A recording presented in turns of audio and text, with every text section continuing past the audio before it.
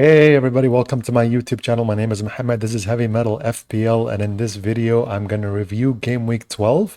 I'm going to talk about Tsimikas and Brighton and Aston Villa. So without further ado, let's jump straight into it. So I'll start off by quickly reviewing the game week. The first match on Saturday was Wolves versus Spurs. Spurs took an early lead in that game as a result of a goal by Brennan Johnson, and it was assisted by Pedro Porro, who was proving to be the best defensive asset for Tottenham. They held on until the final minutes of the game, and then Wolves came back with 2 goals to snatch the game away. None of the goals came by Hwang Hee-chan, or none of the assists, so he ended up blanking as a result of that. Son blanked in that game as well, and Madison, as we know, was injured, so he didn't play a single minute. Next was Arsenal versus Burnley. So in this game, basically, a lot of people were hoping that Saka would get a lot of goals. He got an assist. Saliba scored actually. A lot of people brought him into their team, and Trossard got a goal and an assist. A lot of people brought Martinelli into their team, including me, but he ended up blanking and he ended up coming off at the end injured. Yeah, Arsenal ended up winning that match 3-1, and this was, I think, more proof that their defensive assets are looking better than their attacking assets. Just if you don't consider Trossard as a part of that, then just their defense looks like more guaranteed points than their attack. Next was Crystal Palace versus Everton. So this one was a match that a lot of people tipped would be 0-0, but it ended up being a high-scoring match. And we got goals from Eze as a result of a penalty, and Doucouré, like under-the-radar pick, the very good differential he is proving to be, and he got a goal and an assist in this match. And next we had Manchester United versus Luton. They got a 1-0 goal, and we got a clean sheets for Onana, Maguire, Lindelof, and Dalot. And yeah, the goal came from Lindelof actually, so a lot of points if you had him in your team. But yeah, you can't make this stuff up. Like Maguire, out of all the defenders to get a clean sheet or anything, it was Onana and Maguire in this game. So if you have them in your team, then good on you. Next was Bournemouth versus Newcastle. The 2-0 win for Bournemouth, and a very bad performance by Newcastle in this match. Um, Gordon in this game played as a striker, but nothing came out of them. Newcastle in general looked a bit bad during this match, and it was a bit shocking. They do have a lot of injuries on their team, including Wilson and Isak, and also their defensive line is very compromised as of the moment. So we'll have to see what we'll do with them, but hopefully they'll bounce back after the break when those injuries come back, when the injured players come back. Later on Sunday, we had Aston Villa versus Fulham, 3-1 game. We got an assist for Diaby, which was an own goal. He got the assist for that, and Watkins came up with a goal on that. And Cash actually blanked, like another one of his games where he ended up blanking. And yeah, Aston Villa, good at home as usual, but they cannot keep a clean sheet to save their lives, basically, these days. Next was Brighton and Sheffield United with a 1-1. So Brighton continue their run of bad form. It's now been 6 games in a row without a single win. Mitoma was benched for this game.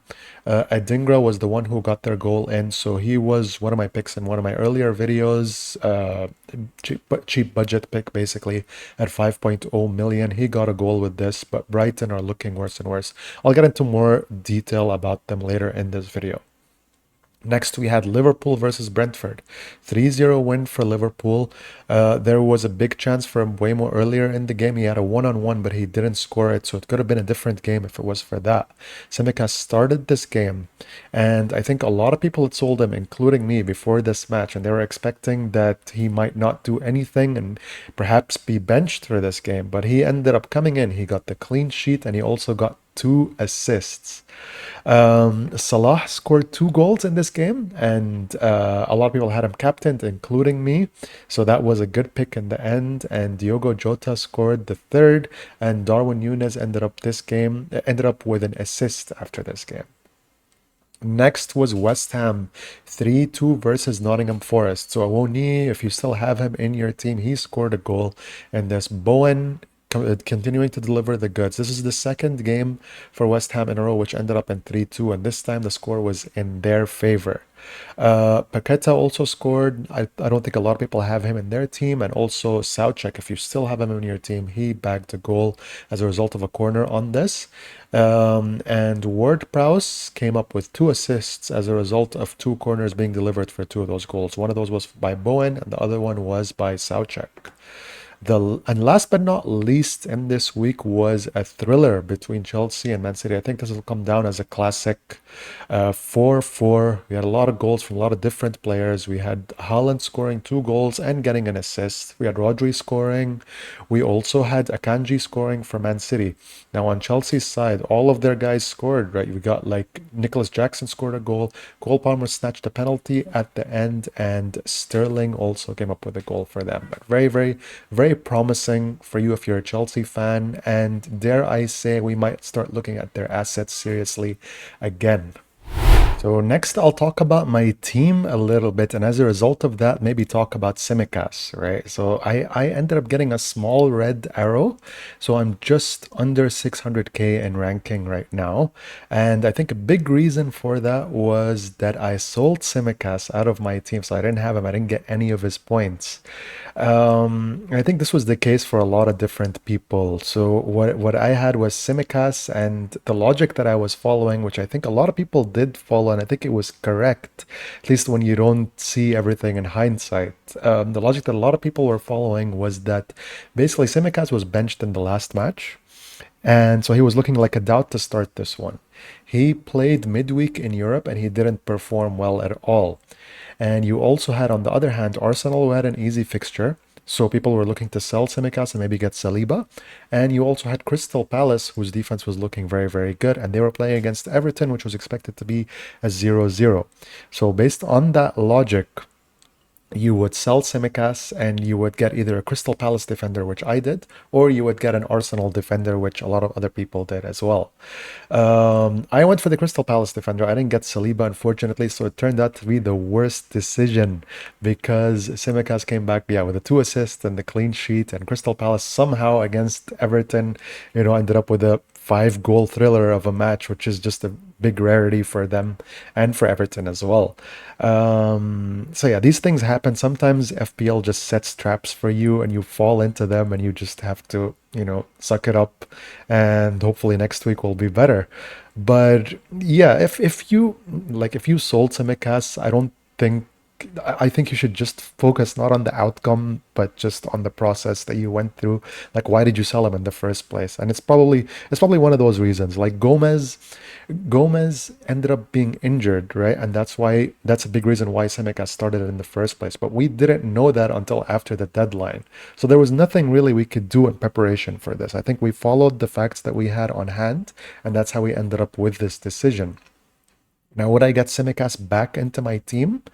Um, Maybe not so, like maybe I'm not leaning towards that because, well, one of the reasons why I sold them in the first place was because their first fixture right after the international break is against Man City. So that's a bit of a tricky one, and it's going to be the first game right after they come back. So very, very tough fixture there. And I still think that the worries that we had about him still apply. So he might not start in one of the next matches. But for me personally, I'm looking at just moving on, like, just sucking it up with this decision and moving on to someone and getting a different defender for cash maybe later down the line. I want to talk about Brighton a little bit. I've got Mitoma stats pulled up here just for reference. Brighton are looking more concerning for me now.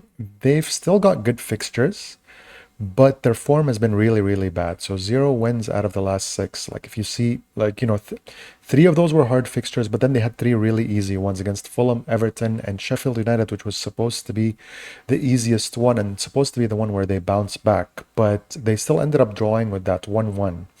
So really, really bad form. Not looking like a good team. They've got a lot of rotation risk in their players, and they also have a lot of injury concerns. So you have March who's injured, you've got Dunk, you've got Estupinan injured, you've got Webster who's injured, a lot of their players, so they don't seem to be able to pick up form. That, and they've got like these European fixtures as well. So their players come out tired. They don't perform well in their Premier League games. They're not scoring a lot of goals as well, so there's not a lot of excitement, even if they are losing. Um, that all of that, and like Mitoma just got benched in the last match, and then also like basically the different picks that are alternate to Brighton just make them really bad for me, right? Like so, if you, I mean, who would you pick from Brighton right now? Maybe the best one is Mitoma, but he just got benched in the last game, right? And if you look at the alternatives, you've got West Ham, right? West Ham aren't necessarily in the best form, but they just won their last match. And even when they're losing, they're still scoring a lot of goals, so it's a lot of excitement. Like they lost against Brentford last week, but it was a 3-2 game. Bowen ended up scoring, right? And this week as well, they won 3-2, and a lot of their assets ended up scoring. So there's that. Then you've got Aston Villa, who their away form is a bit shaky, but their home form is just excellent, and you can always guarantee that they'd score goals there. You've got Arsenal. So Arsenal offense maybe not the best, but in defense they've got like some very good picks over there. At least you can guarantee that. And you've got Chelsea, who are rising up at the moment. They're starting to look much, much better. They've got like Cole Palmer, they've got Sterling, they've got Nicholas Jackson. So a lot of different alternate options. That, in addition to, Cole Palmer becoming more of a necessity, in addition to Mbuemo also being someone that a lot of people want to get into their team. So Mbuemo and Bowen would take up a slot that could potentially, like, Mitoma, if he comes into your team, he could potentially take one of their slots. And I think he's just worse than both of them at the moment. Next, I want to talk about Aston Villa a little bit. So I've got Cash's stats up here for reference. I brought Cash in on my wild card on game week 8, and I brought him for two reasons. With the hope that he would get a clean sheets, but mostly for his attacking play. That hasn't resulted very well. So if you look at his points up here since game week 8, you've got 2 points, then 2 points, then 5, then 0, then 2 again. So, and the 5 over here was actually like quite lucky because he was taken off the pitch right before Aston Villa conceded. So I was lucky to get those 5 points, and they were the only returns that he's gotten since then. No attacking returns at all since game week 8, even with the easy fixtures that Aston Villa had. So, and he's expensive at 5.2 million. So I think if there's a priority for me in terms of any player that I want to sell, it would be him. And I think a lot of people also want to take him off their team as of the moment. And if we look at Aston Villa's next fixtures, you can see that they're starting to run out of good fixtures right now. So they've got Spurs away, Bournemouth away next, which is not that hard. But then you've got Man City at home and Arsenal at home before Brentford away. Then they've got Sheffield at home finally to end that bad fixture run in game week 18. So for me, Spurs away, while it might look like a hard fixture, actually I could see a lot of goals happening in that game because you've got Spurs and you've got Aston Villa, both teams who like to play with a high line and like to play, very attacking football. So for me personally, Cash isn't a good pick for this game week because he's just, he's not getting any points in general, and Spurs will probably score in this game. But you've got Diaby and you've got Watkins. I've got both of them in my team, and I think they could potentially score in this game. If there are openings in Spurs defense for Aston Villa to take advantage of, and the same for the other way around too. So I've got Son in my team, and a lot of people do as well, and Son could potentially score in this game. But for me, Cash is a sell at this point. Diaby and Watkins down the line. Diaby especially, I think I would want to make way, sell him, and potentially get someone like Mbuemo or a Cole Palmer or a Bowen. And Watkins, I would keep him in my team just because he seems like an all-round good pick, and he seems to be maybe just fixture proof for Aston Villa. So I wouldn't prioritize selling him just yet. But anyone else other than Watkins, I would look at potentially letting him go, whether it's this week or whether it's down the line. That wraps it up for this video, guys. We've got a 2-week international break upcoming.